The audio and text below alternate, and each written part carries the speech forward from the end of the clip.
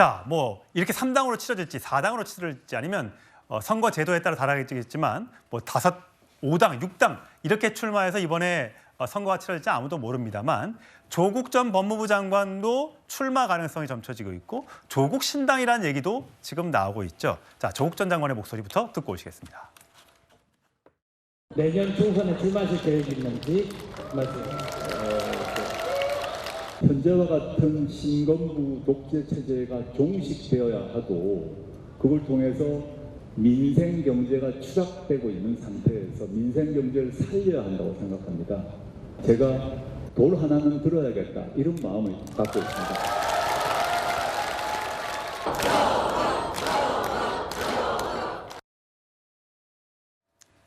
자, 이종호 평론. 네네. 조국 전 장관이 이 전 대표랑, 그러니까 이낙연 전 대표랑 업무도 같이 했다. 같은 내각에 문재인 정부에 있었으니까. 근데 이낙연 신당에 갈 일은 전혀 없을 것이다.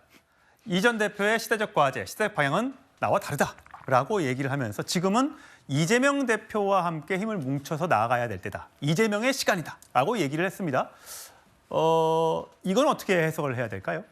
일단 지금까지 이야기했던 그 신당 외에 좀 전에 여론조사에 나왔던 신당과 조국 전 장관이 이야기하는 신당은 조금 저는 차별화돼야 된다라고 생각을 해요. 예. 왜냐하면 그런 류의 신당들을 이야기하는 사람들은 많았어요. 송영길 전 대표의 신당, 예. 조국 전 법무부 장관의 신당. 이 둘은 같은 부류라고 생각하고 같은 카테고리라고 생각을 하거든요. 이를테면 두 사람 다 사법 처리 대상자 내지는 사법 리스크가 있는 사람들이 명예회복을 하겠다라는 차원에서 신당을 이야기하고 있는 것이지 아까 박 의원께서도 말씀하셨지만 정치라는 건 사실 어떤 지향점이 있어야 되거든요. 지금 본인도 나아갈 방향이 다르다라고 이야기했지만 나아갈 방향이 무엇인지에 대해서 사실상 송영길, 조국 이 두 사람은 나의 명예회복 이게 나아갈 방향이지 실질적으로 어떤 이념, 강령 내지는 어떤 비전 이런 것들을 이야기하고 있지 않다라고 생각을 하거든요. 그래서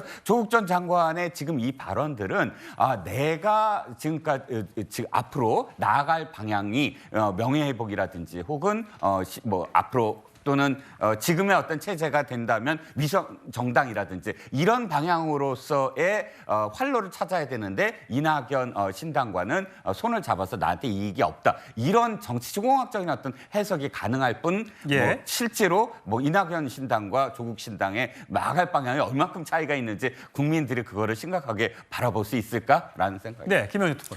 저는 이낙연 전 대표의 신당이 힘을 못 받는 이유는 그 자체적으로 명분이 약하기 때문이라고 생각합니다. 이재명 대표의 리스크가 있기 때문에 신당을 창당한다는 그 논리는 그 반명으로밖에 비춰지지 않고 현재요. 그리고 이제 본인의 정치적 야망 때문에 본인의 당에서의 그 공간이 없으니까 이렇게 한 것이다라고 보고 있는 것 같아요. 왜냐하면 그 정세균, 김부겸 총리와의 연대도 전혀 현실성이 없거든요. 그 정세균 전 총리 같은 경우도 지금 노무현 재단 이사장 맡고 계시고요.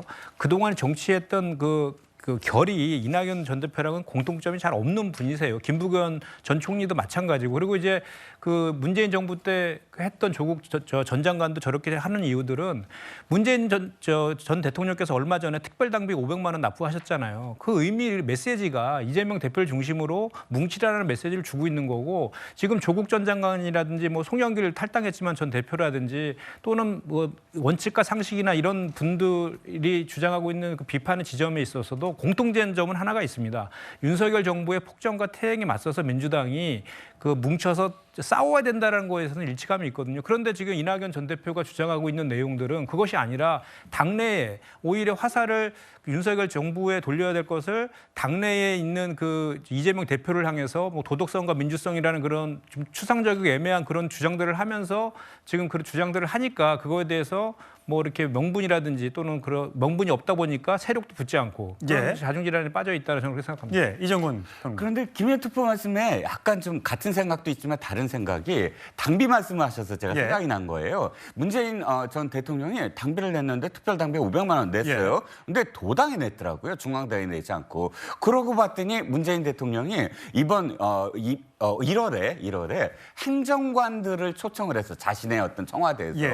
이번에 세를 피해를 과시한다고 합니다. 그런데 또 국회에서는 민주주의 4.0 홍영표 의원을 비롯해서 전해처럼은 약 20여 명이 모여서 이재명 당대표의 어쨌든 운영에 대해서 굉장히 비판적인 목소리를 냈어요. 이런 것들을 다 종합해 보면 부산 경남과 관련해서는 어쨌든 문재인 전 대통령이 자신의 어떤 그런 그 뭐랄까요 상징성 약동강 배트의 상징성으로 이재명 당대표를 뭐 도와준다 어쩐다 하지만 어쨌든 자신들의 어떤 그런 그 영역을 지금 구축하는 게 아니냐라는 지금 또 추측도 가능하죠. 예, 박원석 전 의원도. 그 신당 창당에 명분이 없다는 말씀을 하셨는데 그런 점이 좀 있죠. 근데 이제 명분을 주고 있잖아요, 이재명 대표가.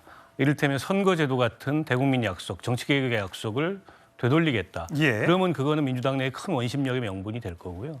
또 한 가지 이제 프레임은 이런 겁니다. 이낙연 대표가 마치 내부 총질만 하고 윤석열 정부의 국정 운영에 대해서는 아무런 비판을 하지 않는다. 그렇지 않죠. 그걸 전제로 이대로 이렇게 정치가 양당의 양극단에 의해서 해체되면 이제 대한민국에 커다란 위기가 온다. 이제 이런 비판을 전제로 하고 있기 때문에 그건 당내에서 이낙연 대표의 메시지나 이 행보를 이를테면 반명만 하고 있다. 내부 총질만 하고 있다. 이런 프레임으로 맞추려는 그런 시각이라고 봅니다. 예. 이재명 대표는 과거 채널에 출연해서 조국의 강을 건너야 되는데 참 강폭이 넓어서 참 건너기가 어렵다라고 하면서 조국 전 장관과의 선긋기에 나선 적이 있는데 아까 전해드렸듯이 조국 전 장관은 이재명 대표를 중심으로 선거를 치러야 된다. 자, 두 사람의 관계 어떻게 될지 진행될지 좀 더 지켜보도록 하시죠.